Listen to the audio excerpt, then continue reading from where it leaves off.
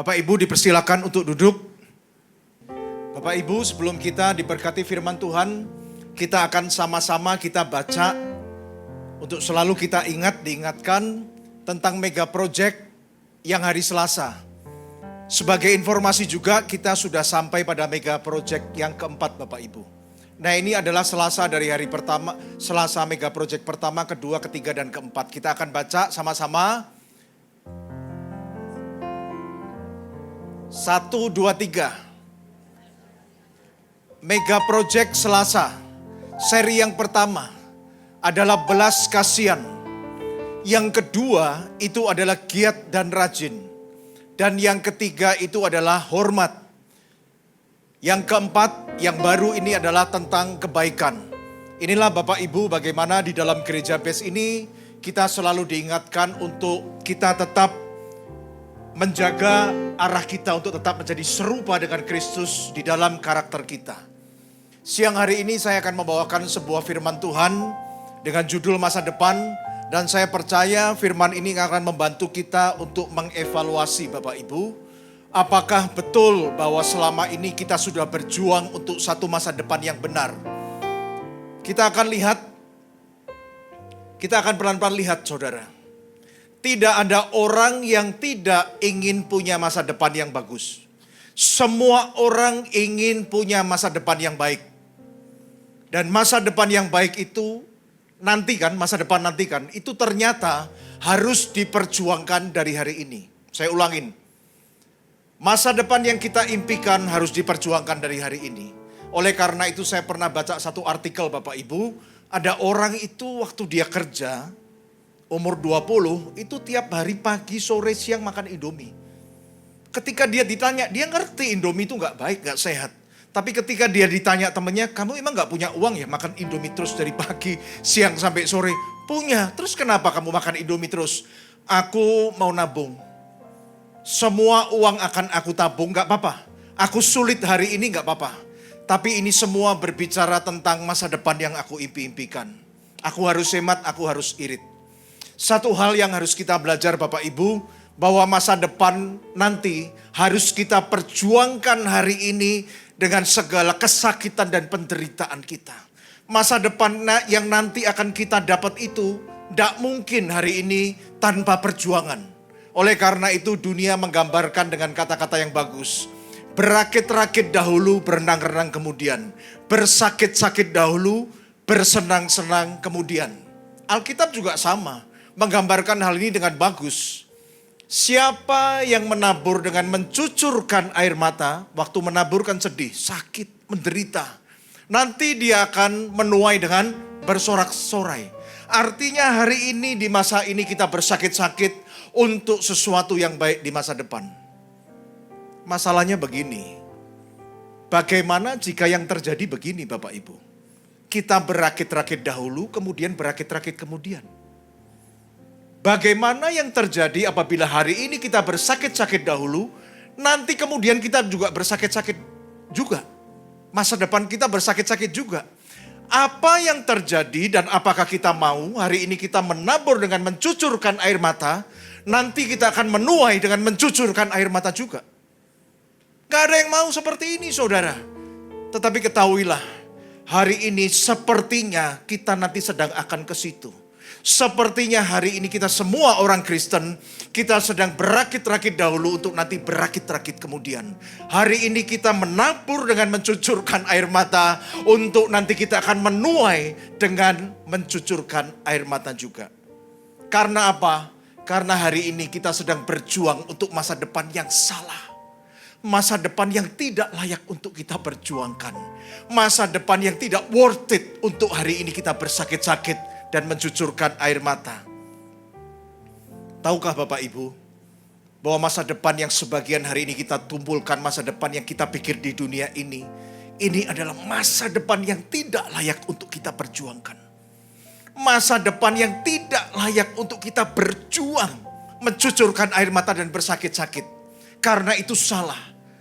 Tetapi ada satu masa depan yang layak untuk kita perjuangkan. Dan Alkitab sudah memberitahu, yaitu apa? Masa depan di surga. Mari kita akan lihat Kita akan lihat di dalam 2 Korintus 5 ayat yang pertama.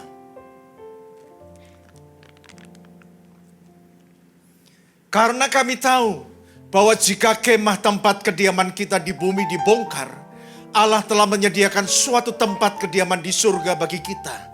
Suatu tempat kediaman yang kekal, yang tidak dibuat oleh tangan manusia. Perhatikan Paulus, dia menjelaskan, mengilustrasikan bahwa tempat tinggal kita di dunia adalah kemah.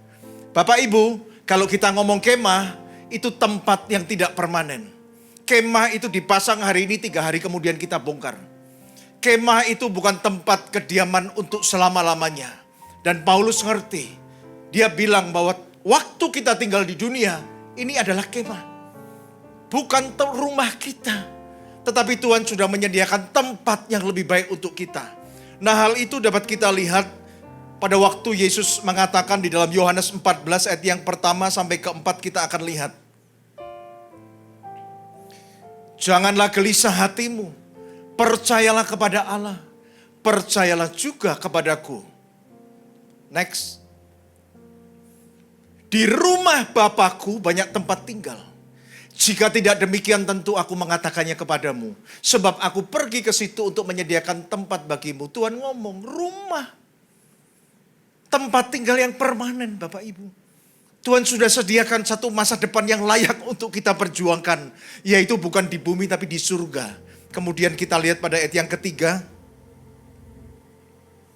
Dan apabila aku telah pergi ke situ dan telah menyediakan tempat bagimu, aku akan datang kembali dan membawa kamu ke tempatku, supaya di tempat di mana aku berada, kamu pun berada. Ayat yang keempat. Dan kemana aku pergi, kamu tahu jalan ke situ. Ini yang layak diperjuangkan Bapak Ibu. Sebagian dari kita hari ini,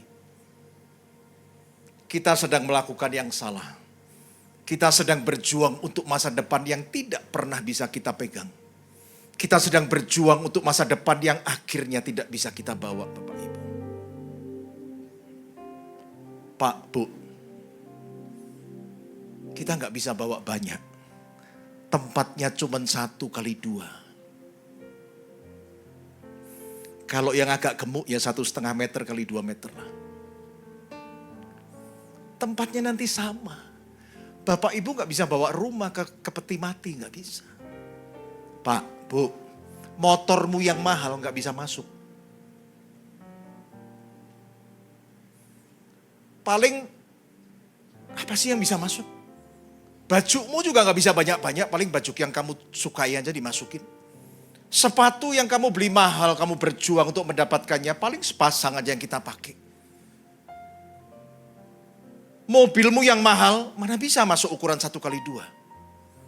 Dan hari ini kita sudah berjuang untuk sesuatu yang tidak pernah kita bisa bawa. Paling yang bisa apa sih? Stick golf. Nah ini kalau yang agak maksa bisa nih, stick golf kan panjang, lurus. Kalau nggak lebih dari 2 meter bisalah Bapak Ibu.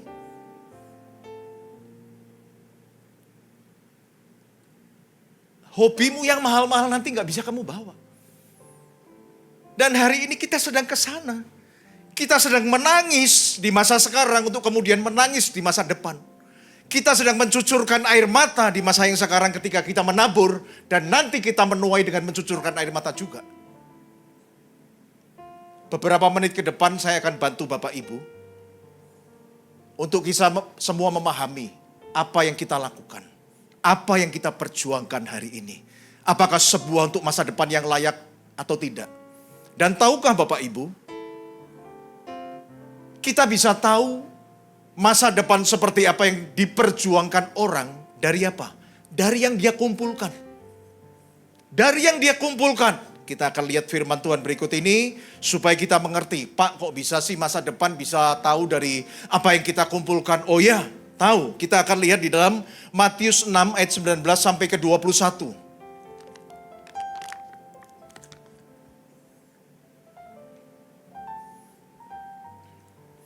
Janganlah kamu mengumpulkan harta di bumi.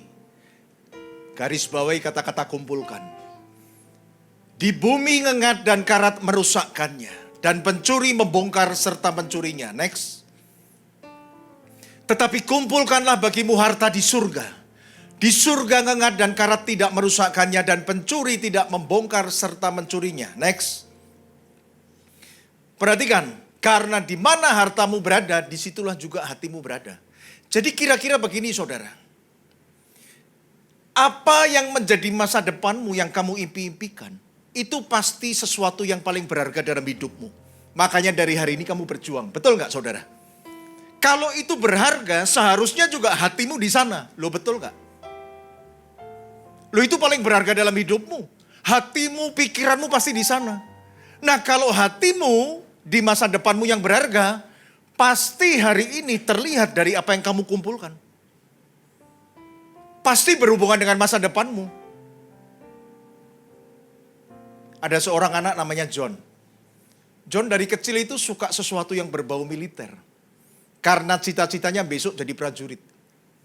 Pokoknya dari kecil itu aja. Yang ada di pikiran dan di hatinya.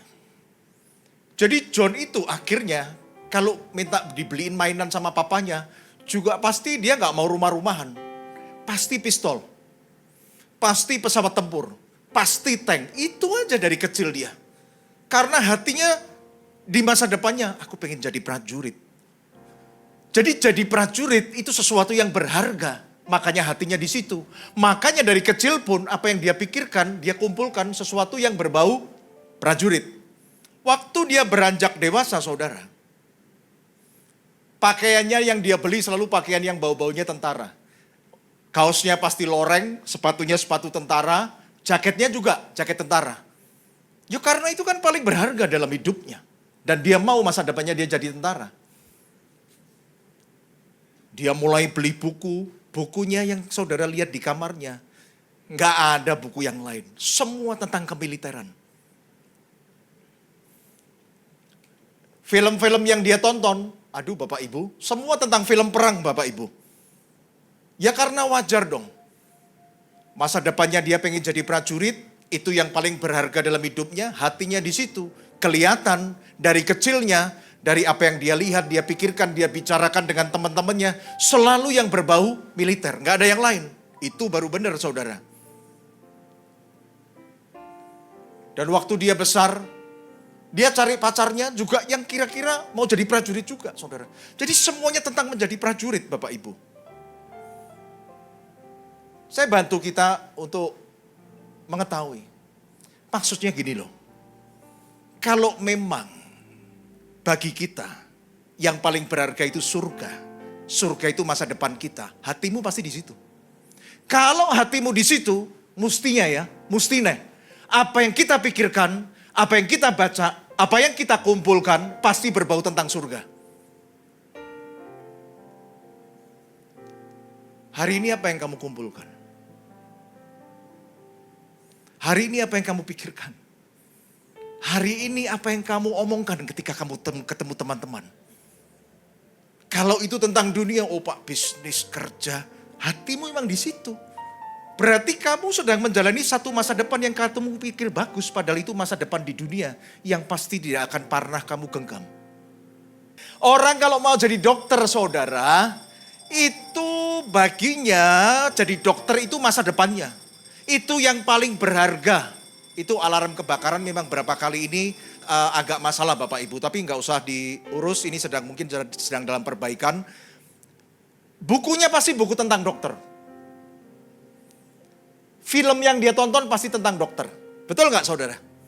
Karena dalam hatinya nggak ada yang lebih berharga kecuali jadi dokter masa depannya. Apa yang dia pelajari, dia omongin, selalu diomongin sesuatu tentang medis. Seperti itu saudara. Ya karena wajar. Karena itu adalah masa depannya. Sesuatu yang berharga. Jadi dokter. Makanya dia kumpulkan bukunya. Kalau Bapak Ibu lihat bukunya di tempat kos-kosan di rumah. Buku tentang kedokteran semua. Saya bantu lagi dengan sebuah ilustrasi. Bapak Ibu.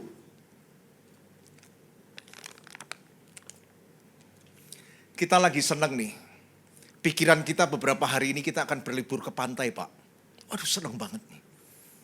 Kita akan ke pantai. Apa yang Bapak Ibu kumpulkan? Apakah Bapak Ibu bawa packingnya, bawa mantel? Mau ke pantai toh?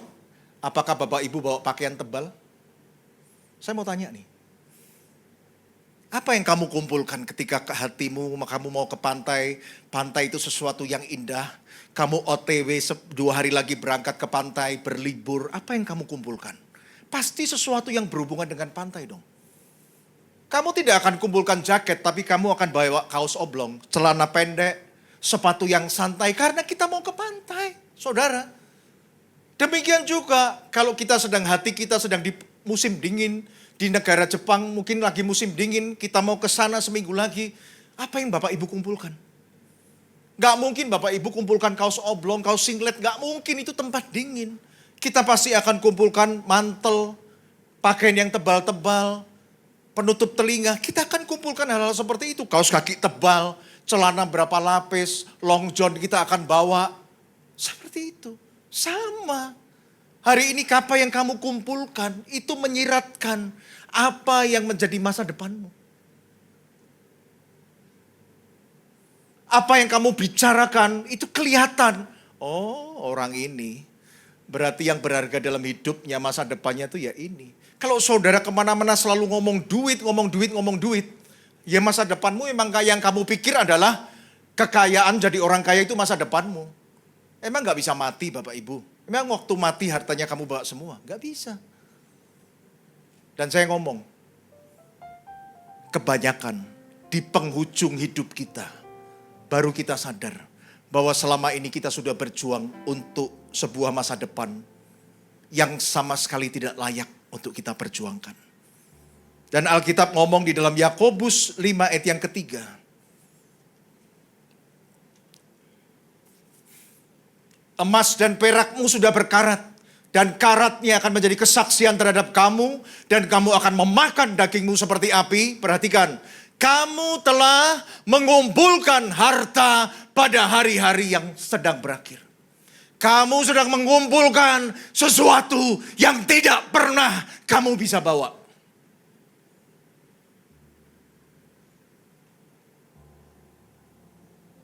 Dan Alkitab mengingatkannya, kita sedang mengumpulkan sesuatu yang akan rusak, dirusak oleh karat dan diambil oleh pencuri. Kita lihat lagi Matius 6 ayat yang keberapa tadi, 18, coba ditayangkan kembali. Jangan kamu mengumpulkan harta di bumi. Di bumi ngengat dan karat merusakkannya, dan pencuri membongkar serta mencurinya. Alkitab sedang mengingatkan bahwa harta yang kita kumpulkan itu bisa hilang dari dua sisi.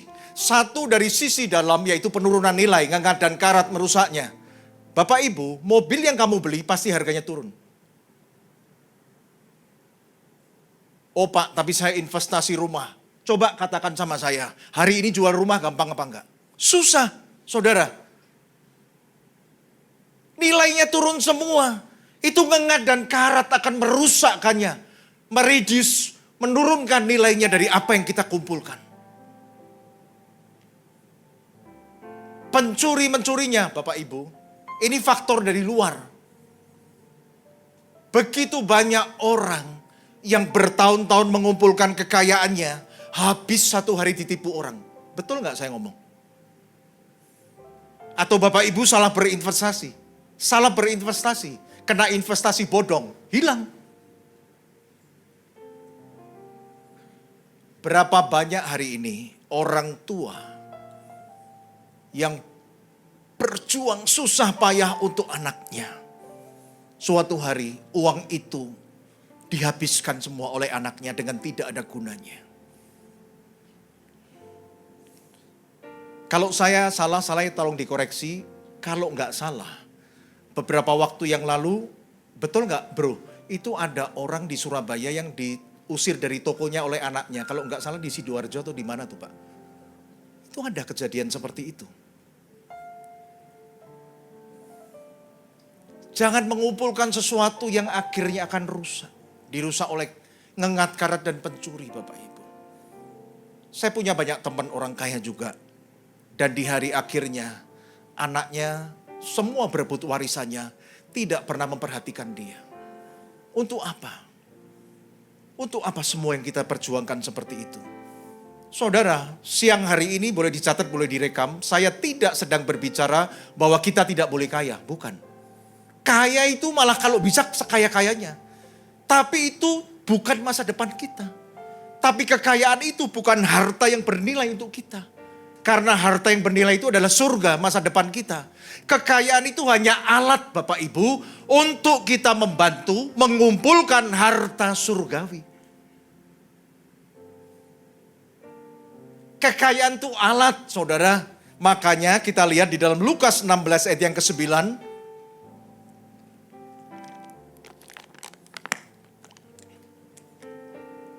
Dan aku berkata kepadamu, ikatlah persahabatan dengan menggunakan mamon yang tidak jujur. Supaya jika mamon itu tidak dapat menolong lagi, kamu diterima dalam kemah abadi. Uang itu kita jadikan sahabat, kita pakai untuk membantu orang lain. Untuk memberkati orang lain. Untuk membantu pekerjaan gereja, operasional gereja. Sebagai alat untuk mengumpulkan harta di surga. Supaya jika mamon itu tidak dapat menolong lagi waktu kita sudah mati, kamu diterima di dalam kemah abadi. Saudara tahu Sakeus enggak? Sakeus. Masa depannya itu adalah menjadi orang kaya. Sakeus seorang pemungut cukai. Pokoknya yang ada di pikiran hatinya adalah kekayaan. Sehingga akhirnya dia mengumpulkan harta dunia, harta di bumi, kekayaan dengan jualan menipu orang lah, memeras orang lah. Dia kan pemungut cukai. Itu masa depannya, hal yang berharga sebelum dia ketemu Tuhan. Tapi waktu dia ketemu Tuhan, semuanya berubah. Bahwa uang bukan lagi masa depannya. Uang bukanlah sesuatu yang berharga lagi dalam hidupnya. Tapi dia sekarang sudah berganti bahwa masa depannya adalah surga. Yang berharga adalah surga. Hal itu dengan jelas kita ketahui dari apa yang dikatakan di dalam Lukas 19 ayat yang ke-8. Ini setelah dia ajak Tuhan mampir ke rumahnya untuk makan. Dia ngomong begini. Tetapi Sakeus berdiri dan berkata kepada Tuhan, Tuhan, setengah dari milikku akan kuberi, ini uang loh, setengah dari milikku akan kuberikan kepada orang miskin. Aduh, bener gak nih? Setengah mati dulu dia kumpulin ini dari memeras orang. Sekarang dia ngomong, setengah dari milikku akan kuberikan kepada orang miskin. Karena uang sudah tidak lagi berharga. Uang sudah bukan lagi harta untuk Sakeus. Dan sekiranya ada sesuatu yang kuperas dari seseorang, akan kukembalikan 4 kali lipat. Bagi Sakeus sekarang, uang ini adalah alat untuk menjadi berkat. Bapak Ibu, jikalau hari ini kita menjadi orang Kristen yang mencari berkat, saya mau jelaskan. Berarti masa depanmu, menurut kamu yang kamu pikir baik, itu adalah menjadi kaya di dunia. Makanya kamu cari berkat. Tapi kalau masa depanmu adalah surga, maka meskipun kamu kaya, kamu bukan mencari berkat, kamu akan jadi berkat. Katakan amin dulu.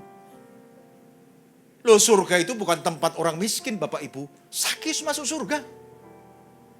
Setelah ayat ini Tuhan ngomong, hari ini telah terjadi keselamatan di tempat ini, di rumah ini. Bapak Ibu, keselamatan itu langsung terjadi ketika fokus kita, hati kita, pikiran kita itu berubah. Prioritas kita berubah. Nah sekarang kita berbicara tentang mengumpulkan harta di surga. Alkitab katakan beberapa cara untuk membantu kita. Untuk kita mengumpulkan harta kita di surga. Kita lihat dulu yang pertama Kolose 3 ayat yang kedua.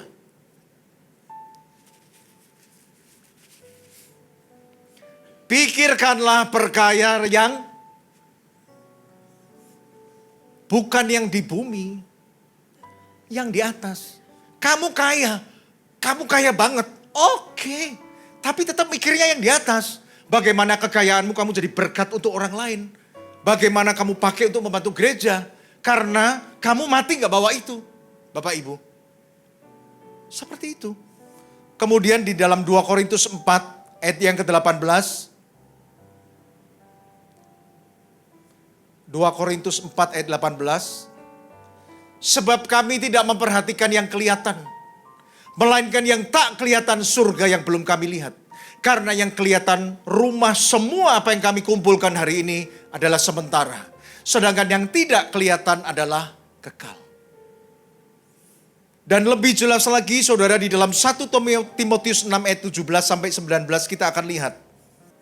Peringatkanlah kepada orang-orang kaya di dunia ini agar mereka jangan tinggi hati dan jangan berharap pada sesuatu yang tak tentu, seperti kekayaan, melainkan pada Allah yang dalam kekayaannya memberikan kepada kita segala sesuatu untuk dinikmati. Next. Peringatkanlah agar mereka itu berbuat baik, menjadi kaya dalam kebajikan, suka memberi dan membagi. Jadi berkat, saudara. Ayat 19. Dengan demikian, perhatikan, ingat baik-baik, catat. Mengumpulkan suatu harta sebagai dasar yang baik bagi dirinya di waktu yang akan datang untuk mencapai hidup yang sebenarnya. Pak, Bu, dunia ini bukan masa depan kita. Kalau emang ini masa depan kita, kenapa umur kita terbatas di sini? Itu harus jadi satu perenungan untuk kita. Kalau dunia adalah masa depan kita, kenapa semuanya gak bisa kita bawa? Coba pikirkan. Ada satu masa depan yang lebih baik, saudara.